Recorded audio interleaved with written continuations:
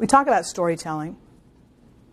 Any of you tell stories? You tell stories as you do press releases. You tell stories as you do media alerts. You tell stories through community outreach.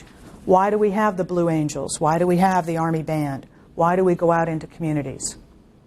Because many communities haven't seen or touched someone in uniform. And they want to be, Americans want to be part of community. They want to be part of the process. So we tell our stories.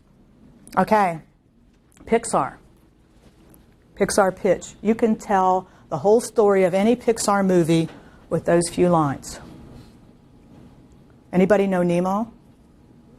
So, once upon a time, there was a fish named Nemo. And every day, his father said, don't go out in the big ocean. Then one day, he went out in the big ocean. Because of that, and ended up in a dentist office fish tank. Because of that, his father had to go rescue him until finally we get to happily ever after. You got a 2-minute story on your command. You got a 2-minute. This is why we're here. If you look online, you can find tons of instances of business storytelling. So you can get to tell your own story in a way that is memorable and in a way that is easily repeated. One of our Army PA conferences, we had James Carville and Mary Madeline there. If you're familiar with them, they're very political, and one's on one side and one's on the other side, so they probably don't get invited many places together. But one of the things he said was, stop being so complex as you try to tell your stories. Stop being so technical and worrying about details. Don't make these things 4 pages long. I can tell you the entire story of the Bible in just a few words. Do unto others. So what I would say to you is simplify, simplify. The problem with simplifying is just like telling your mother what you do. The more you simplify, the more detail you lose. And as you lose detail, maybe you lose little bits of the truth. But it's memorable and it's repeatable. Okay, we got to the part about Nemo going out in the ocean. And this is a chart on every Pixar movie and all of the elements that are the same. You can have these slides. I'll leave them. But what's the same thing in every one of them? Conflict. There is conflict in them. Even Cars. Cars Who Talk. Mater. Isn't there conflict in that movie?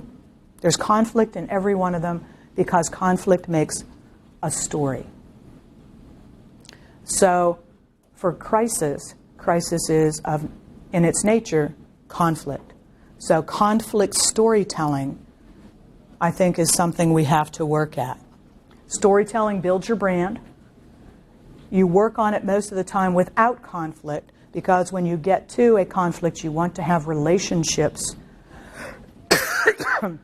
with your audiences so that you can tell that conflict story and be believed. Simply told, simply repeated. You know what Dunk in the Dark is? Super Bowl. Twitter moment, the lights go out. That's called taking advantage of a moment. Does that happen often? That's kind of hard to do. Find partners. We all have partners. Who supports us? Family groups, veterans groups, local schools. If I'm not believable in telling a story to the media because I'm considered an official spokesperson or a representative, who will they believe it from? Somebody from the outside who says the same thing.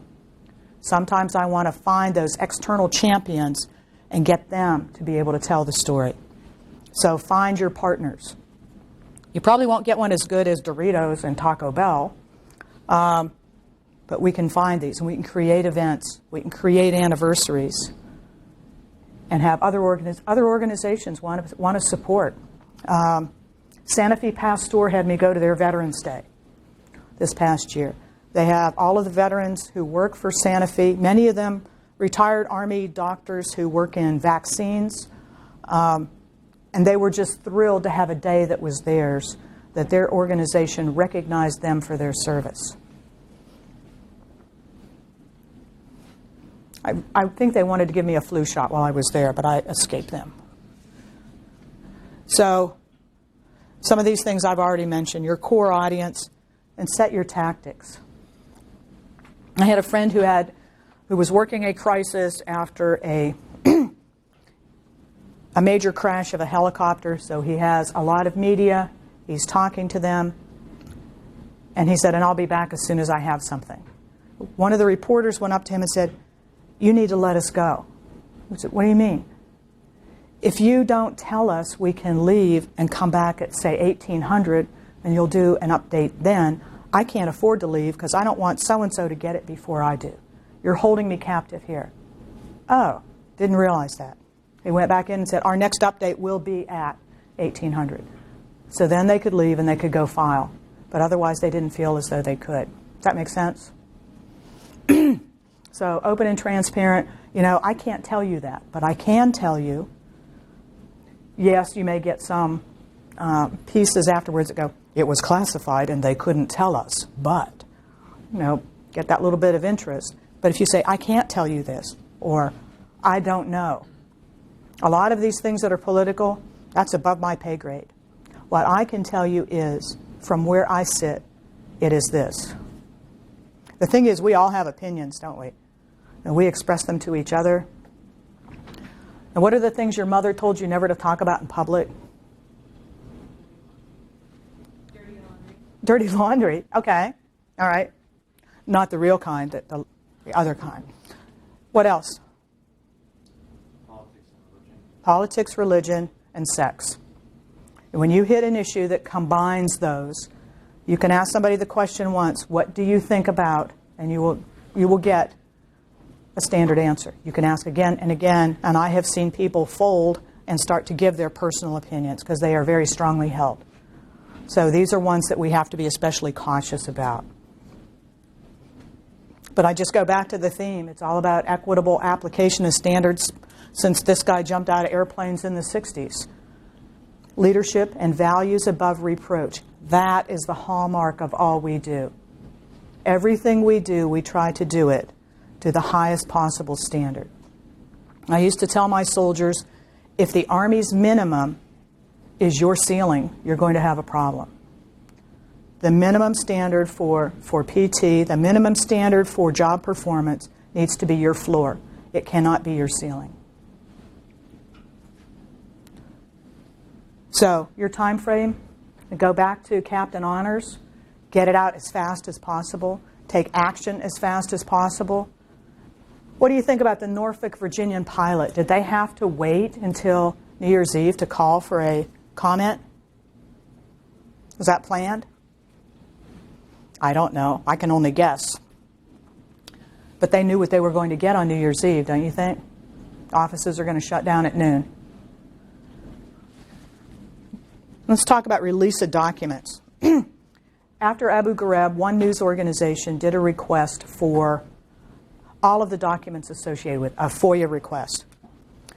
There were so many of them, they would go out in tranches. I mean, once a month, a big pile of documents would go to them. Then they would pull quotes out, take things out of context, and write stories that were unfavorable. So we already have permission to release these documents, right?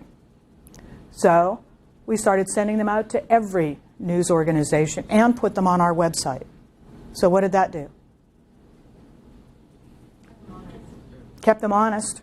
Absolutely. And the whole story was there. If you read one quote and it doesn't make sense to you, now you can go see the whole thing. And it leveled the playing field. It wasn't just them with an exclusive. And it stayed true to the brand.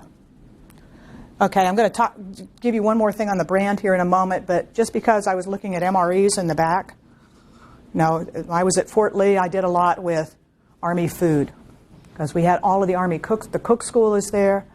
We're tied into NATIC with the experimentation on MREs. So we had lots of media interest from the Food Network and everywhere around the world. So we have a group there. They're going to do a story on new MREs. And we have soldiers who are just in their first few weeks of cook school. One of them is sitting on the bleachers. Reporter says, "Can I talk to anybody?" Sure. He walks up to this soldier and says, "So what did you think of the new MREs?" And this 18-year-old soldier has a cigarette in one hand. He holds it up and says, "Did you ever eat one of these? That's what they taste like." Oh, that did not make my day. And it was the teaser that ran for the next few days before the piece aired. Was that visual? Was it dramatic? Was it interesting? There you go.